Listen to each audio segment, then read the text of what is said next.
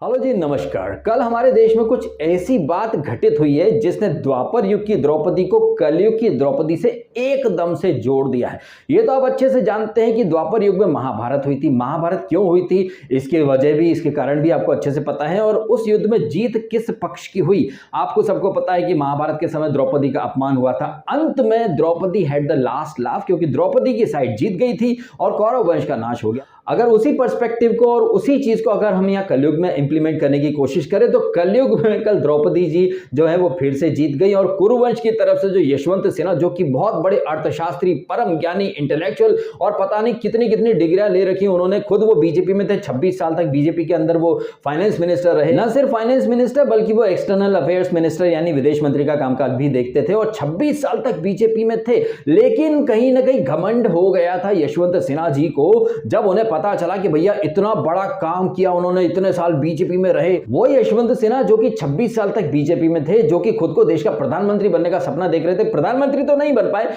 उन्होंने सोचा चलो राष्ट्रपति ही बन जाते हैं। और उन्होंने बड़ा जबरदस्त कैंपेन किया। कभी जम्मू कश्मीर जा रहे हैं फारूक अब्दुल्ला की कार में, कभी राहुल गांधी के साथ, कभी ममता बनर्जी के साथ। कहने का मतलब है कि तमाम विपक्षी नेताओं को वो एक मंच पर ले आए। और अब तो उन्होंने कहा भी है कि वो चुनाव भले ही हार गए हों लेकिन उन्होंने विपक्ष को एकजुट कर दिया। अरे यशवंत सिन्हा साहब, कौन सी दुनिया में हो आप? ये विपक्ष तो 2019 के चुनाव में भी एकजुट हुआ था ना। सारे विपक्षी नेता खड़े हो गए थे तेलुगु देशम के, वो चंद्रबाबू नायडू की लीडरशिप में शरद पवार, केजरी, लालू पुत्र और राहुल गांधी वगैरह सब, सारे के सारे सीपीआई, सीपीएम, सब के सब विपक्षी एक मंच पर खड़े हो गए थे।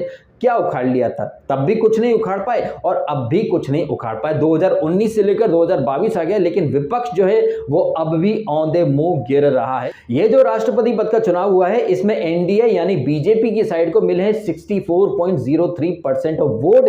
संख्या के हिसाब से देखें तो 2824 ऐसे कुछ वोट काउंट्स मिले हैं, जो कि वैल्यू के हिसाब से होता है 6 लाख। और ये सिन्हा जी जो कि शत्रु भैया के जुड़वा भाई लगते हैं शक्ल सूरत और मूंछों के हिसाब से, तो ये सिन्हा बाबू को मिले थे 1877, जिनका वैल्यू बनता है 3,80,177। 6,76,803 में से 3,80,177 का हटाएंगे तो आपको मिलता है 2,96,626। ये 2,96,000 का जो डिफरेंस है ये वैल्यू का डिफरेंस है, जो कि मुर्मू जी को ज्यादा मिला है और सिन्हा जी को नहीं मिल पाया है। वहीं जो वोट काउंट था 2,824 माइनस 1,877, तो मुर्मू जी 947 यानी कि 950 वोटों के मार्जिन से जीत गई हैं।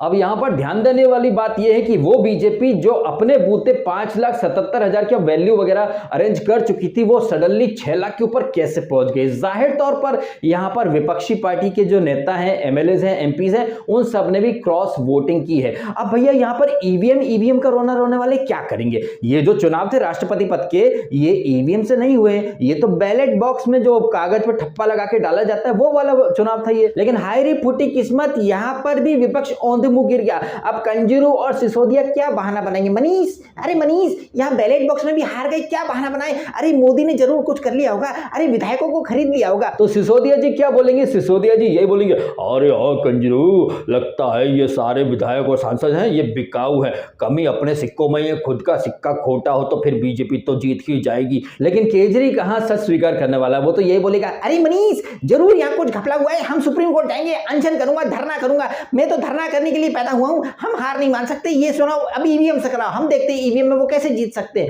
अरे यार केजरी क्या बात कर रहे हो, अभी हमने 1-2 साल पहले तो ईवीएम पर ठीकरा फोड़ा था, अब क्या करें? अरे यार सिसोदिया, तुम पागलपंती की बातें बहुत करते हो यार। ईवीएम मतलब 2 साल हो गए, इस बात को पब्लिक तो गजनी बोर्ड में रहती है। अब हम इलेक्शन कमीशन जाएंगे और बोलेंगे चुनाव को रद्द करो जी, ये चुनाव बैलेट बॉक्स से नहीं, ये चुनाव तो ईवीएम से होना चाहिए। अरे हम कैसे मान लें जी कि ये जो चुनाव हुआ है बैलेट बॉक्स से फेयर तरीके से हुआ है? नहीं, हम नहीं मानेंगे जी, हमको तो ईवीएम चाहिए। अब जब ईवीएम से जीत जाए, अरे हमें बैलेट बॉक्स चाहिए, बैलेट बॉक्स से जीत जाए, हमें ईवीएम चाहिए। ये मेंटेलिटी है हमारे देश के ऑपोजिशन की। और विडंबना की बात यह है कि हमारे देश की जो जनता है वो ऑपोजिशन के झांसे में इजीली आ जाती है। हार जाए तो ईवीएम पर ठीकरा फोड़ देंगे, बोलेंगे बैलेट बॉक्स लाओ। अब बैलेट बॉक्स में भी हार गए तो पता नहीं वो कौन से नए नए बहाने बनाएंगे। खैर यहाँ पर जो मोटी मोटी बातें निकल के आई हैं वो ये है कि बीजेपी ने तुरुप का इक्का चल दिया और लास्ट मिनट पर द्रौपदी मुर्मू जो कि झारखंड की गवर्नर थी, उनका नाम आगे कर दिया और वो है एक आदिवासी कम्युनिटी से आई हुई महिला। तो जितने भी ट्राइबल कास्ट के आदिवासी लोग हैं या उस मेंटेलिटी या उस विचारधारा को सपोर्ट करने वाले जितने भी एमएलएस थे, एमपीज थे, उन सब ने द्रौपदी मुर्मू को वोट देकर कहीं ना कहीं आदिवासी समुदाय का दिल जीतने की एक कोशिश की है।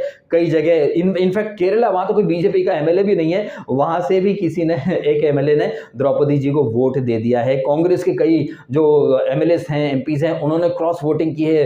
वो लालू पुत्र की पार्टी, उनके विधायकों और सांसदों ने भी क्रॉस वोटिंग की, ऐसी कई सारी खबरें आई हैं। तो यह एक चीज निकल के आई है कि हद से ज्यादा जो शाणा कौवा होता है वो सिर्फ गोबर या ऐसी चीजों पर ही जाके बैठता है। तो यशवंत सिन्हा जी जो है वो एक बहुत ही ज्यादा शाणे कौवे बन रहे थे, लेकिन उनके साथ तो प्रैंक हो गया। यही हद से ज्यादा शाणपत्ती करना, यही हद से ज्यादा बयानबाजी करना, और ये सारी चीजें उस चुनाव के लिए ये कर रहे थे यशवंत बाबू, जिस चुनाव का रिजल्ट शायद उनको भी पता था। अदरवाइज आप खुद सोचिए ना कि यार राष्ट्रपति पद का चुनाव है जिसके लिए शरद पवार या फिर बड़े बड़े और नाम आ रहे थे, वो लोग क्यों पीछे हट गए? उन्हें पता था कि वो नहीं जीत पाएंगे। लेकिन सिन्हा साहब जो कि बीजेपी में 26 साल रहे, 2014 से ये बीजेपी से नारा चल रहे थे क्योंकि इनको साइड में करके मोदी का नाम आगे बढ़ा दिया गया था बीजेपी के द्वारा। और इस बात से बीजेपी के जितने भी सीनियर लीडर थे ना उस समय, चाहे लाल कृष्ण आडवाणी कहिए, चाहे यशवंत सिन्हा कहिए, चाहे मुरली मनोहर जोशी कहिए, ये बड़े बड़े नाम, ये बड़े बड़े दिग्गज नेता जो कि बीजेपी का फेस हुआ करते थे, ये सब साइड में रह गए। और इनके साथ साथ जेटली या सुषमा स्वराज या फिर गडकरी या रविशंकर प्रसाद, उन सबको साइड में करके मोदी को आगे कर दिया गया। इस बात से ये यशवंत सिन्हा बाबू जो हैं, इनके गुर्दे छिल गए थे और इन्होंने कहा भी था कि वो नमोनिया से ग्रसित नहीं है, इसलिए वो बीजेपी की बैठक में नहीं जाना चाहते। तमाम तरह मतलब मोदी को टारगेट कर रहे थे कि निमोनिया का भाई नमोनिया बना दिया। तो इनके गुर्दे छिल गए थे कि 26 साल बीजेपी में रहा, बीजेपी की तरफ से फाइनेंस मिनिस्टर का काम देखा, विदेश मंत्री का काम देखा, और इतना बड़ा नाम और इतना सारा एक्सपीरियंस होने के बावजूद इनको साइड में करके गुजरात का जो सीएम था उस समय नरेंद्र मोदी, उसे आपने पीएम पद का उम्मीदवार बना दिया। तो बीजेपी के बहुत सारे लोगों के गुर्दे छिल गए थे। लेकिन एक चीज जो इतने इंटेलिजेंट लोग कभी नहीं समझ पाए कि भाई परिवर्तन प्रकृति का नियम है। जब तक जो सीनियर या बड़े लोग हैं जो कि काफी समय से डटे हैं, जमे हैं, वो नहीं हटेंगे, तब तक नई पीढ़ी को मौका कैसे मिलेगा? अब आप खुद सोच लीजिए, अगर कपिल देव, मोहम्मद अजहरुद्दीन, रवि शास्त्री, दिलीप वेंगसरकर, सैयद किरमानी, सुनील गावस्कर अगर रिटायरमेंट नहीं लेते, तो क्या हमें सचिन तेंदुलकर का या राहुल द्रविड़ का या सौरव गांगुली का या फिर कुंबले या फिर जहीर खान, इन लोगों का टैलेंट दिख पाता है क्या? एक टाइम आ जाता है जब सीनियर्स को जूनियर्स के लिए रास्ता बना देना चाहिए। अगर हर फिल्म में 90s का जब दौर था, जब शाहरुख खान नया नया आया था, अगर शाहरुख खान को कोई आने ही नहीं देता, हर पिक्चर में अनिल कपूर, ऋषि कपूर, अमिताभ बच्चन, संजय दत्त, सनी देओल रहते, तो क्या शाहरुख खान को मौका मिल पाता? अब ये तो भाई किस्मत की बात है कि उन लोगों ने मोदी का नाम आगे किया, मोदी आगे आ गया, और मोदी आगे आया, और मोदी से सीनियर जो नेता थे जैसे कि गडकरी, सुषमा स्वराज, अरुण जेटली, ये काबिल नेता थे। लेकिन इन लोगों ने कहीं ना कहीं एक स्पोर्ट्समैन स्पिरिट तो दिखाई, भले ही मन के अंदर वो भी खोड़ते होंगे। लेकिन ये यशवंत सिन्हा कहिए या फिर मुरली मनोहर जोशी, या कई लोग कहने लगे कि लाल कृष्ण आडवाणी को क्यों पीछे कर दिया गया। भाई साहब, वो ऑलरेडी 80-90 के हो चुके हैं। उनके लीडरशिप में 2009 का चुनाव लड़ा था, बीजेपी हार गई। तो ये यशवंत सिन्हा जैसे लोग जो उस समय भी हवाई दुनिया में रहते थे कि वो प्रधानमंत्री बनेंगे, वो प्रधानमंत्री भी नहीं बन पाए और अब राष्ट्रपति भी नहीं बन पाए। इन शॉर्ट, ये जो यशवंत सिन्हा साहब की जो जिंदगी है ना, ये सिर्फ ख्याली पुलाव या फिर मुंगेरी लाल के हसीन ख्वाब नहीं, यशवंत सिन्हा के हसीन ख्वाब, इस नाम से सीरियल बनना चाहिए। वो खुद को प्रधानमंत्री बनता देखना चाहते थे, वो नहीं हो पाया, तो वो खुद को राष्ट्रपति बनता हुआ देखना चाहते थे। बड़ी बड़ी डींगे हाँक दी, मैं ये करूंगा, मैं वो करूंगा, जबकि हकीकत में हमारे देश के अंदर राष्ट्रपति सिर्फ एक रबर स्टाम्प ही रहता है। भले ही वो कोई भी राष्ट्रपति रहा हो, राष्ट्रपति हमारे देश के अंदर सिर्फ नाम के लिए बनते हैं। अब ये जो द्रौपदी मुर्मू जो बन गई हैं, भले ही आदिवासी समुदाय बहुत कुछ खुशी मना ले, लेकिन एक्चुअली में क्या उनका भला होगा ये तो वक्त बताएगा। लेकिन एक बात जो हम सबने देखी, चाहे वो रामनाथ कोविंद हो, वो भी पिछड़े वर्ग से ही आते थे, उन्होंने क्या कर लिया पिछड़े वर्ग के लिए। तो हमारे देश के अंदर राष्ट्रपति सिर्फ एक सिग्नेचर करने वाला रबर स्टैंप है। यशवंत सिन्हा कर रहे थे बड़ी बड़ी बातें, लेकिन अगर वो भी राष्ट्रपति बनते तो वो भी सिर्फ एक रबर स्टैंप, या फिर ये जो प्रधानमंत्री वगैरह होते हैं, इनको शपथ दिलाने के लिए, मैं आपको शपथ दिलाता हूं, बस ये काम करने के लिए वो वहां पर राष्ट्रपति भवन में जाते हैं। बस यही सब काम होते हैं हमारे देश के राष्ट्रपति के। वो राष्ट्रपति भवन के 350 कमरे वाला जो राष्ट्रपति भवन है मुगल गार्डन से, वो सब देखेंगे और परेड की सलामी वगैरह लेंगे 26 जनवरी वगैरह पे। और इसके अलावा हमारे देश में राष्ट्रपति को कोई बहुत ज्यादा तवज्जो तो नहीं दी जाती है। अब ये है मेरा रिएक्शन, आप कमेंट करके जरूर बताइएगा। जिस तरह से ओपोजिशन ने एक प्रैंक कर दिया है, ओपोजिशन वाले भी जानते थे कि ये यशवंत सिन्हा बहुत हवा में उड़ रहा है, चलो इसको इस्तेमाल कर लेते हैं। जैसे वो धमाल पिक्चर में सीन नहीं है, वो तो जावेद जाफरी सबसे आगे आ जाता है, बाकी सब पीछे हट जाते हैं। तो वो वाला प्रैंक हो गया यहाँ पर यशवंत सिन्हा के साथ। इनको कांग्रेस ने, ममता बनर्जी ने, केजरीवाल ने और वो एनसीपी वगैरह और वो नेशनल कॉन्फ्रेंस, इन सब ने चने के झाड़ पर चढ़ा दिया यशवंत सिन्हा को, और बाकी सब पीछे हट गए, क्योंकि वो भी जानते थे कि यशवंत सिन्हा हारने वाला है। क्योंकि ये तमाम लोग भी जानते थे कि वहां जो सामने जो उम्मीदवार है द्रौपदी जी, जीत तो उन्हीं की होनी है।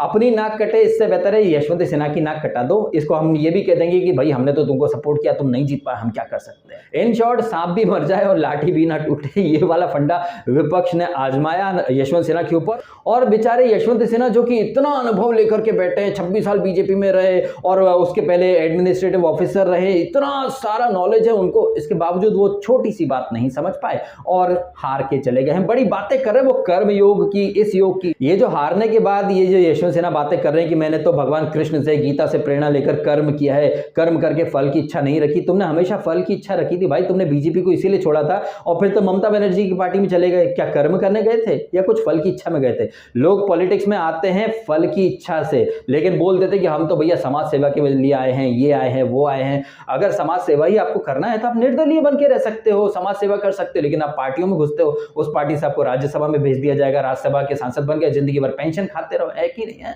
सांसदों को मिलने वाली सारी सुविधाएं, सारे भत्ते वगैरह सब इस्तेमाल कर दो और उसके बाद मुंह उठाकर बोल दो कि राजनीति में सेवा के लिए आए हैं हम, तो हमने कर्म किया। अगर सिन्हा साहब ने गीता पढ़ी है, भगवान कृष्ण के कर्म योग को अगर वो अच्छे से फॉलो करते हैं तो उन्हें पहली फुर्सत में समझ जाना चाहिए था कि जहां द्रौपदी जिस साइड में रहती है जीत उसी पक्ष की होती, तो इनको पहले से ही अपना नाम हटा लेना चाहिए था ना। अगर वो इतना जानते हैं गीता को, इतना उन्होंने स्टडी किया है, तो उन्हें समझ जाना चाहिए था कि वो विपक्ष जो सत्ता के लिए पहले एक दूसरे से लड़ते थे, अब उसी सत्ता के लिए सब एक दूसरे में घुस गए हैं। जैसे कौरव जो कि हर चीज में पांडवों का हक छीनना चाहते थे, पांडवों को हर तरह से जलील या ह्यूमिलेट करना चाहते थे, ये विपक्षी नेता भी तो वही करते हैं, हर चीज के ऊपर मुद्दा बना लेते हैं, हर चीज के ऊपर साजिश रचने लगते हैं। तो ऐसे साजिश करने वाले कलयुग के कौरवों के पक्ष में खड़े हो गए थे यशवंत सिन्हा। उनके मुंह से जब कर्म योग की या फिर गीता की बातें निकलती तो फिर वो मजाक ही लगती हैं, और ये मजाक एक्चुअली में यशवंत सिन्हा ने अपना खुद का बना लिया है। अब आपका क्या कहना है इन तमाम बातों के बारे में कमेंट करके जरूर बताएं। वीडियो अच्छा लगा तो इसे लाइक जरूर कीजिएगा। आपने समय निकालकर वीडियो देखा, आपका बहुत बहुत धन्यवाद। Thank you so much.